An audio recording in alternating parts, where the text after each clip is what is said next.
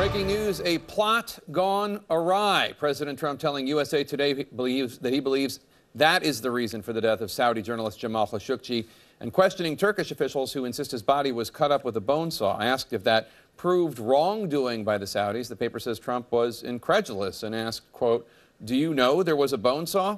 We're also learning tonight that CIA Director Gina Haspel is on her way to Turkey to address the investigation. This as CNN obtains exclusive surveillance video that appears to show a body double leaving the Saudi consulate in Turkey the day that Khashoggi disappeared. The man seemingly wearing Khashoggi's clothes and glasses and even a fake beard. Clarissa Ward is out front in Istanbul. And Clarissa, if this was an accident, as the Saudis claim, why would they have a body double with a fake beard? Well, that's exactly the question, Jake. And it appears that the Saudis would prefer to frame this as this was a hastily improvised, unilateral decision taken by a rogue band of operatives after they accidentally killed Jamal Khashoggi. Well, that doesn't make any sense, because the first question you have to ask yourself is, why was this body double part of this band of operatives? His name is Mustafa al-Madani. He's 57 years old. He does not fit the profile of the rest of the operatives, who are decades younger. He's the same height, the same build, the same weight as Jamal Khashoggi. He arrived here at 11:03 in the morning wearing a plaid shirt and jeans. He emerged 2 hours later, or roughly 3 hours later, after Jamal Khashoggi had been killed, through the back exit, wearing the dead journalist's clothes, Jake. Also wearing his glasses. He was wearing a fake beard. If this was hastily improvised, why exactly did he have a fake beard with him?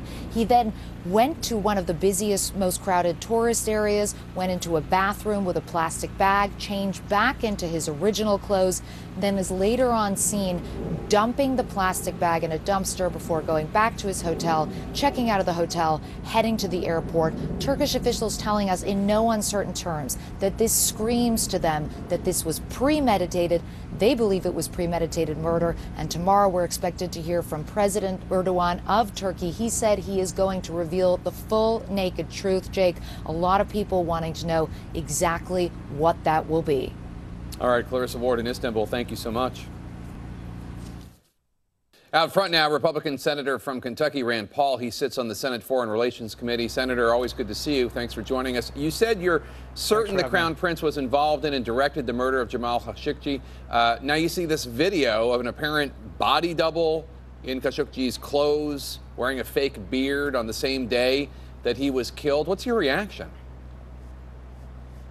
A little too many coincidences to think, oh, this was just an accidental death.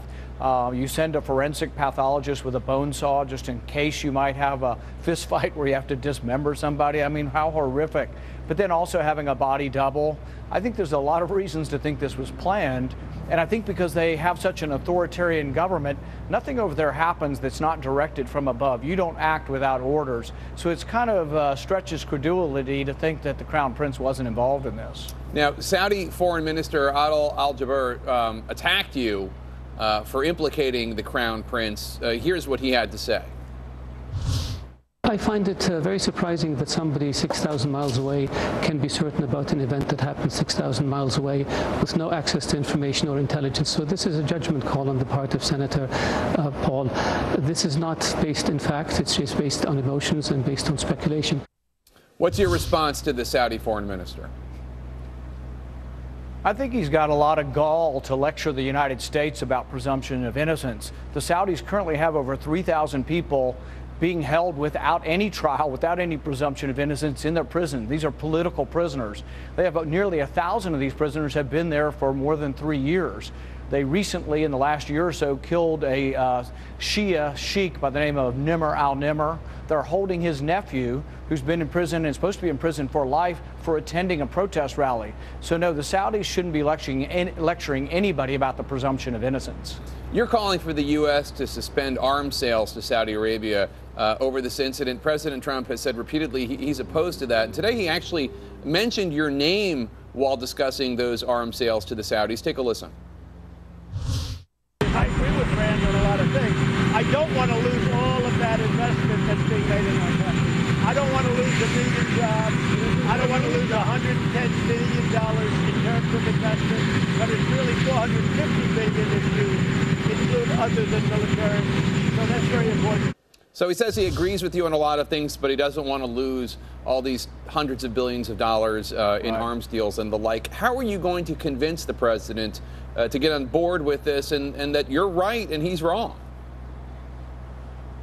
Well, as you know, the president and I get along pretty well, and I take him at his word, but I also try to say that, I have a different perspective. My perspective is that the Saudis and a lot of authoritarian governments, they see strength. They want to see you act with strength, and they won't respect you if you don't. I fear if the president capitulates to them, he'll not be seen as a strong leader, and I think that is something that the president should listen long and hard to. But I also don't think that jobs or arms sales should be seen as a jobs program. I think our military arms are uniquely really owned by the taxpayer. We develop planes only because the government wants it for our national defense. Most of the arms are sold to our government. And so I don't think that we should be, if that were true, we would sell arms to China, to Russia, to every country in the world if it was just about jobs. It's about whether those countries share our vision and whether those arms actually will enhance our national security. And in the case of Saudi Arabia, I think they've done a lot of things that really are deleterious to our national security and actually increase the risk of war. One of the interesting things about the president's pitch on this jobs issue is that he changes the number of American jobs impacted by these arms sales to the Saudi. It keeps increasing every time almost the president talks about it. Take a listen. This is President Trump starting in March up until just recently. We're talking about over 40,000 jobs in the United States. It's $110 billion. I believe it's the largest order ever made. It's 450,000 jobs. It's 500,000 jobs, American jobs. I would prefer that we don't use as retribution canceling $110 billion worth of work, which means 600,000 jobs. I think it's over 1 million jobs. That's not helpful for us to cancel an order like that. From 40,000 jobs to 1 million jobs, what's your response? Well, I think it's notoriously hard to estimate jobs, but what I would say is I wouldn't do it for one job because I think that Saudi Arabia is the largest state sponsor of radical Islam, violent jihad.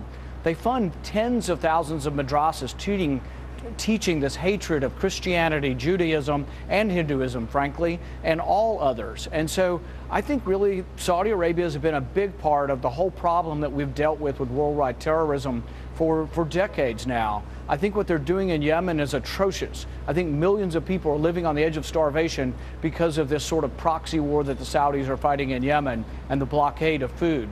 And so, no, I don't think we should be supporting them. I think by supporting the Saudis in the war in Yemen, it's more likely ultimately that al-Qaeda will grow stronger in Yemen in that chaos. Terrorism grows and feeds on chaos. It did it in Libya, it did it in Syria, did it in Iraq. And I fear that Yemen, the worse the war gets, the more chaos, the more terrorism there'll ultimately be. Senator Rand Paul of Kentucky, always good to see you, sir. Thanks so much. Thanks, Jake. Out front next.